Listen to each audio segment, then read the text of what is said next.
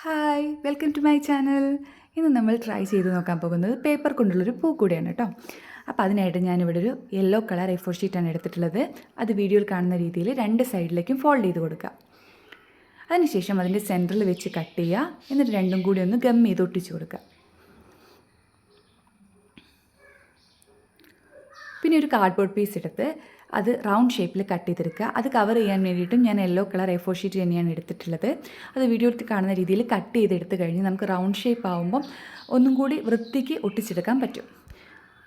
അതിൻ്റെ മുകളിലേക്കായിട്ട് നമുക്ക് ഗമ്മ് തേച്ച് കൊടുക്കാം. എന്നിട്ട് നമ്മൾ ഫോൾഡ് ചെയ്ത് വെച്ച A4 ഷീറ്റ് അതിൻ്റെ മുകളിൽ ഫിക്സ് ചെയ്ത് കൊടുക്കാം. ഇതാണ് അതിൻ്റെ ഒരു ലുക്ക് വരിക. ഇപ്പോൾ തന്നെ ഒരു കൊട്ടയുടെ ഷേപ്പായിട്ടില്ലേ.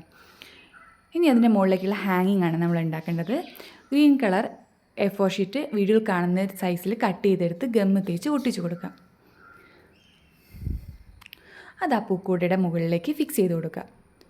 പിന്നെ നമുക്ക് ഫ്ലവറാണ് ഉണ്ടാക്കേണ്ടത്. അതിനായിട്ട് ഒരു സ്ക്വയർ വെട്ടിയെടുക്കുക. വീഡിയോയിൽ കാണുന്ന രീതിയിലാണ് ഫോൾഡ് ചെയ്യേണ്ടത്. ഫോൾഡ് ചെയ്ത ശേഷം നമ്മൾ ഒറ്റ ഇതളിൻ്റെ ഷേപ്പിൽ കട്ട് ചെയ്തെടുക്കുക. അപ്പോൾ നമുക്കൊരു ഫ്ലവറായിട്ട് കിട്ടും.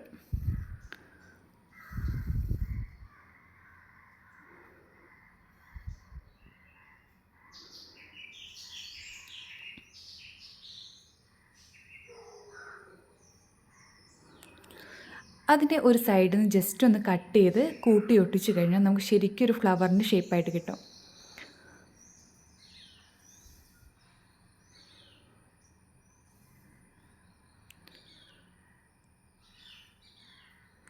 എന്നിട്ട് അത് ആ പൂക്കൂടയുടെ മുകളിലേക്ക് ഫിക്സ് ചെയ്ത് കൊടുക്കുക. ഇനി നമ്മുടെ പൂക്കൂടയുടെ സെൻറ്ററിൽ വെക്കാനായിട്ട് നമുക്കൊരു കുറച്ചുകൂടി വലുപ്പമുള്ളൊരു ഫ്ലവറാണ് വേണ്ടത്. അതിനായിട്ട് പല സൈസിൽ സ്ക്വയർ വെട്ടിയെടുക്കുക. നേരത്തെ കണ്ട പോലെ തന്നെ അത് കട്ട് ചെയ്തെടുത്തിട്ട് അപ്പം നമുക്ക് പല സൈസിലുള്ള ഇതളുകളായിട്ട് കിട്ടും. അപ്പം അത് ഓരോന്നോരോന്നും അതിൻ്റെ മുകളിലേക്ക് ഒട്ടിച്ച് കൊടുത്തു കഴിഞ്ഞാൽ നമുക്ക് കുറച്ച് വലുപ്പത്തിൽ നല്ല ഭംഗിയുള്ള ഫ്ലവർ കിട്ടും.